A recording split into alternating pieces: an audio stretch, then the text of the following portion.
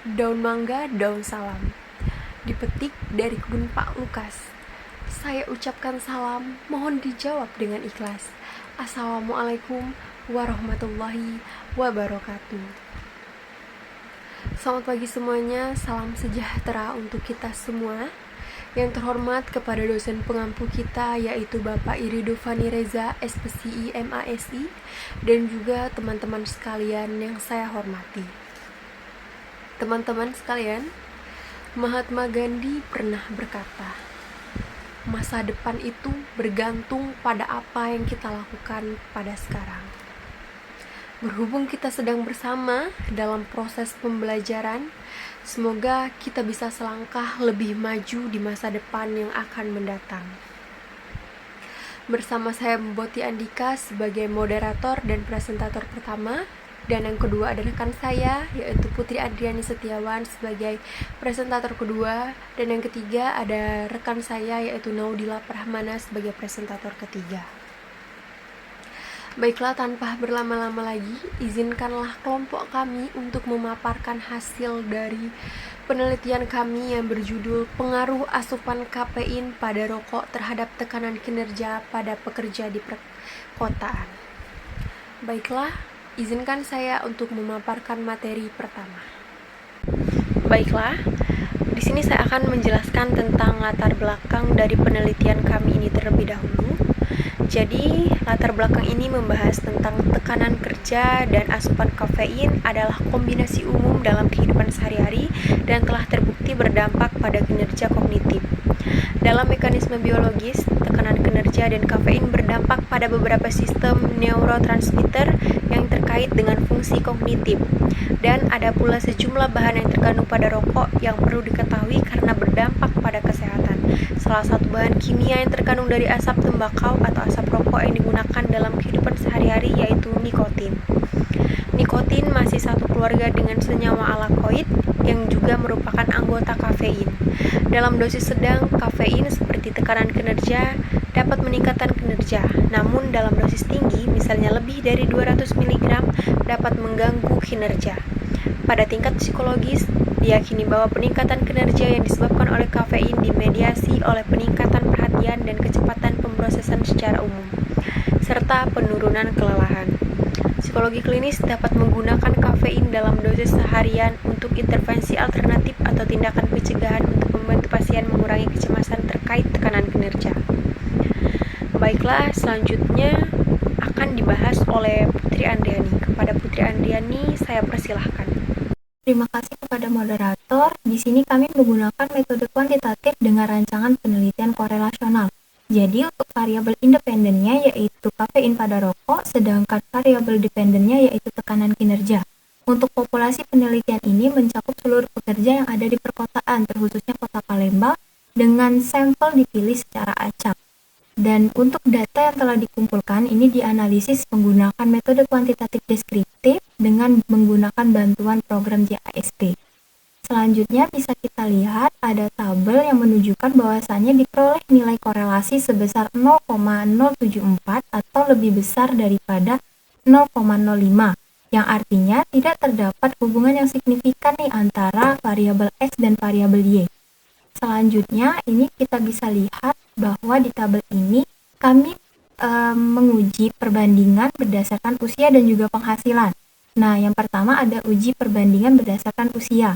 Jadi pada perbandingan berdasarkan usia ini memperoleh hasil bahwasannya terdapat pekerja dengan rentang usia 31-35 tahun itu lebih sering mengkonsumsi rokok daripada pekerja dengan usia kurang dari 25 tahun, pekerja dengan usia 25-30 tahun, dan pekerja dengan usia 35 tahun ke atas.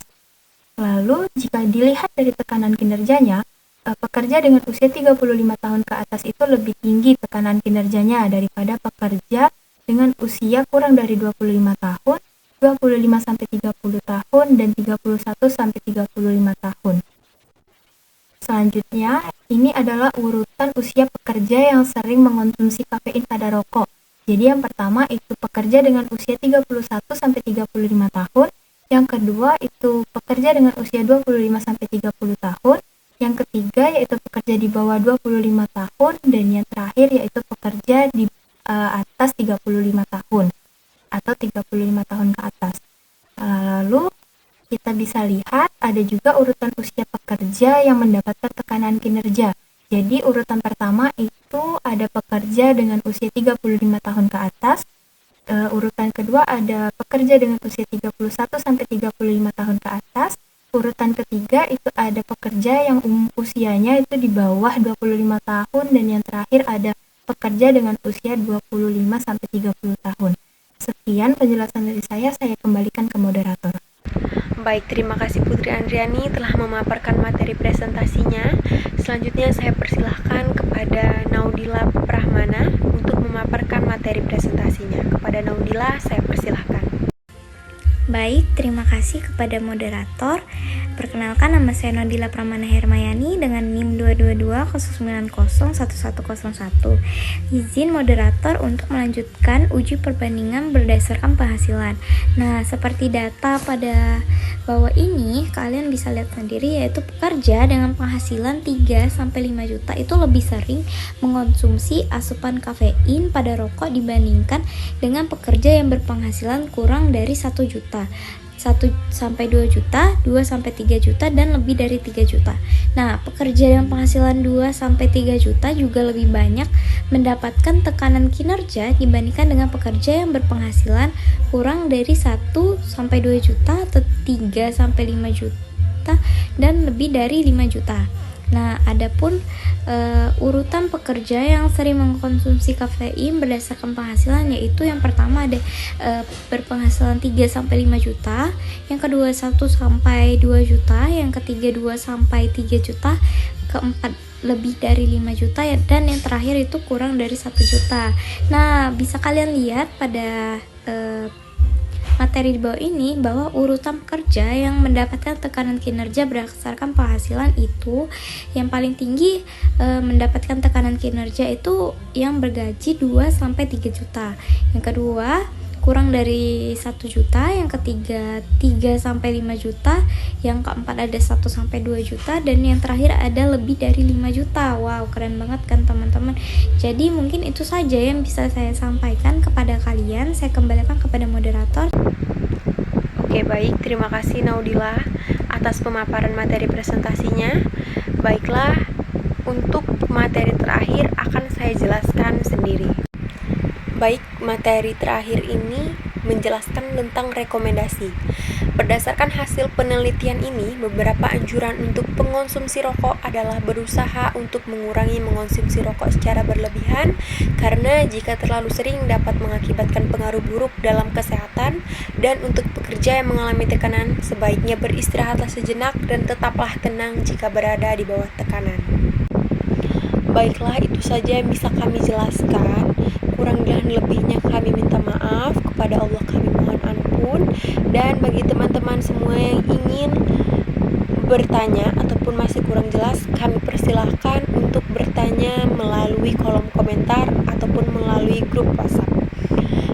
Kami pamit undur diri. Wabillahi taufiq wal hidayah. Wassalamualaikum warahmatullahi wabarakatuh.